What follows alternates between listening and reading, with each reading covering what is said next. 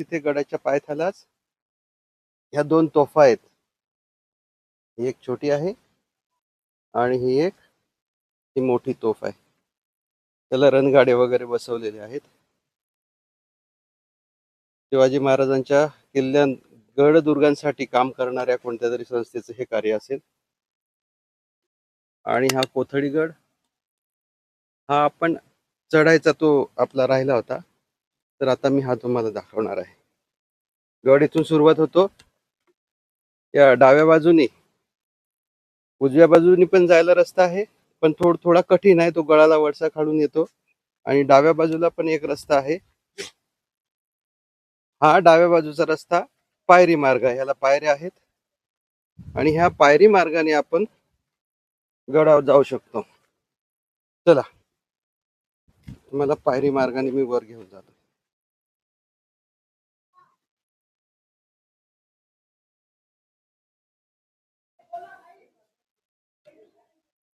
पायथ्याला गाव आहे. तिथे एक मंदिर आहे. ते पांढऱ्या रंगाचं दिसतंय, ते मंदिर आहे. हे इकडून आपण रात्री आलो आणि हे असं ते वर गेलो आणि ह्या रस्त्याने असं वर चढत हा पायरी मार्ग. कठीण नाही, पायऱ्यांचं अंतर थोडस जास्त असल्यामुळे थोडस जाणवतंय. चल, आरामात इथून येऊ शकता. थोडस हा पॅच जर असा डेंजर आहे.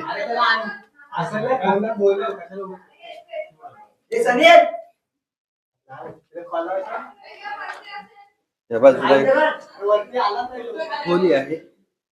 छान नक्षीकाम केलेली खोली आहे बघा. तुम्ही पायथ्याला बघू शकता. सैनिकांसाठी खोली असू शकते.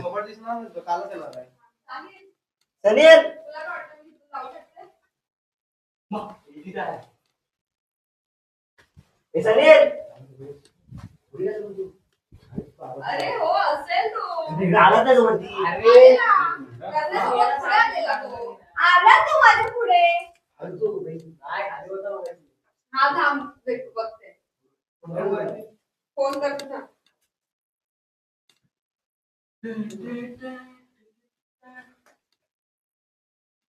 माझं काढा लागेल पुढे तुला.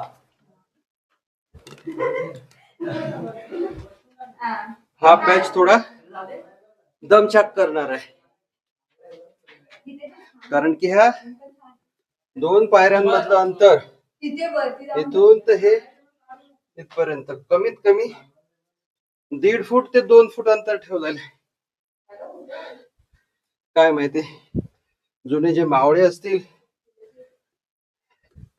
ते क्वचितच आपल्यापेक्षा रांगडे गडी असतील आणि त्यांच्या ढांगा मोठ्या मोठ्या असतील, म्हणून ते ह्या पायऱ्या लिलया चढत असतील. बघा, मला दम लागलाय चढताना, पण तुम्ही चढू शकता आरामशीर. हा,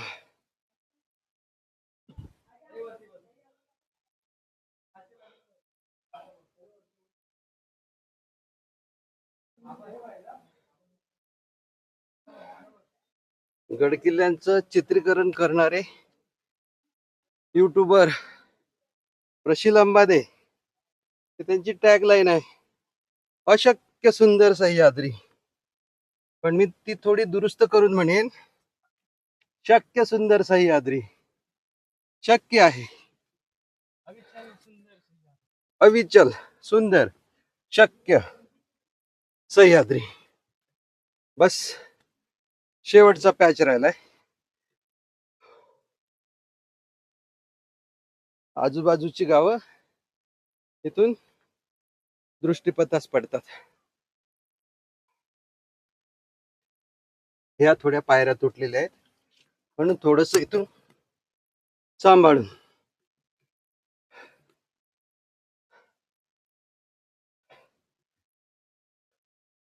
शेवटचा पॅच खडी चढण.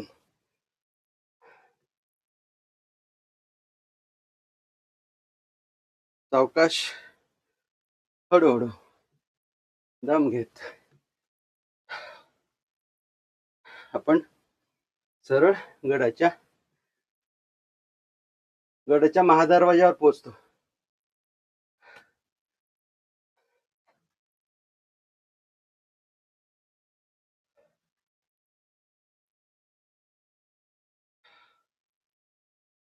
किती सुंदर दिसतंय ना. शरद शिल्पकडून सांगा. गडाच्या मुख्य दरवाजाला आपण इथं पोहोचलोय. हा गडाचा मुख्य दरवाजा. शिवाजी महाराजांच्या गडकोटांसाठी काम करणाऱ्या विविध संस्था आहेत महाराष्ट्रामध्ये.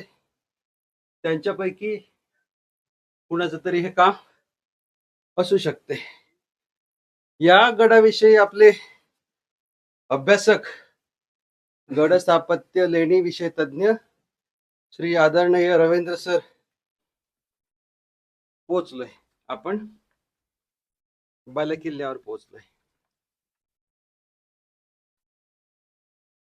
किल्ल्याच्या बालेकिल्ल्यावर असं विशेष नाही.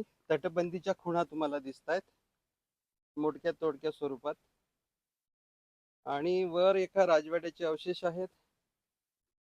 पुढे एक तळ आहे. त्या तळ्यात बारामाही पाणी असते, पण ते असं मेंटेन न केल्यामुळे ते पाणी पिण्यायोग्य नाही. जर या किल्ल्यावर विविध मोहीम झाल्या तर ते पण पाणी आपल्या वापरात येऊ शकते. असा हा किल्ल्याचा बालेकिल्ला. आपण बालेकिल्ल्यावर पोहोचलोय.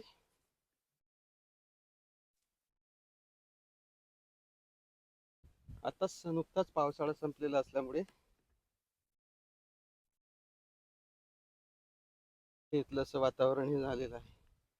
हे ते तळ आहे मित्रांनो. इथे जर वर आलात ट्रेकिंगला, रात्रीचं थांबलात, तर ह्या तळ्याचा तुम्ही भांडी व धुण्या विण्यासाठी वापर करू शकता.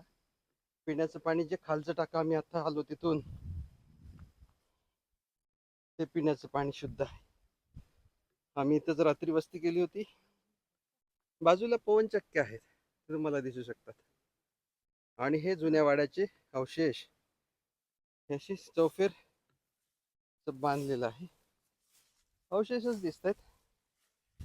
त्याचे चारी बाजूच्या ज्या भिंती आहेत, हे बघा, ह्या दिसत आहेत, ह्या अशा दिसत आहेत. हे असं, आणि हे बघा, ही छोटी शिला. चौसेपी वाड्याचे अवशेष आहेत किल्ल्यावरील.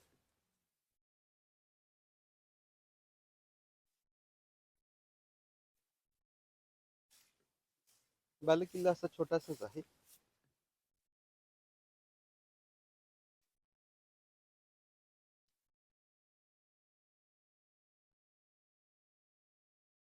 किल्ल्यावरून आजूबाजूचं विस्तीर्ण विहंगम खोर असं बघायला मिळते.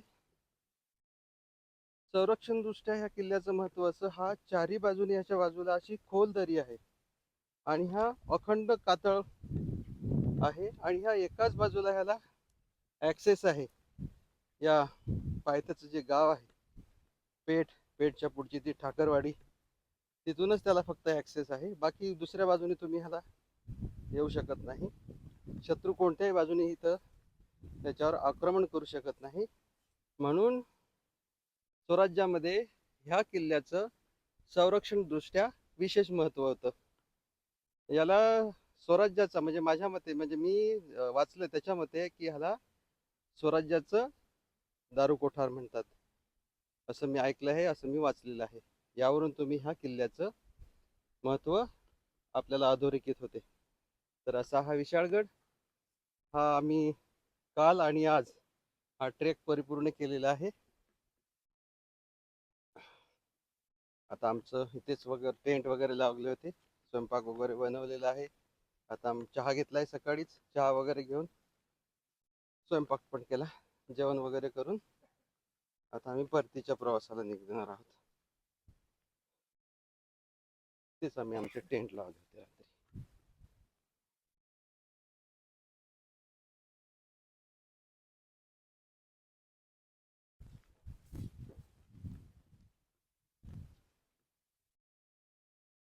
स्वयंपाक वगैरे झालेला आहे. मस्त पुलाव बनवलाय, आणि रात्रीचं कालवण उरलं होतं ते खाऊया. चला, बाकीचं अपडेट थोड्या वेळाने तुम्हाला करतोच.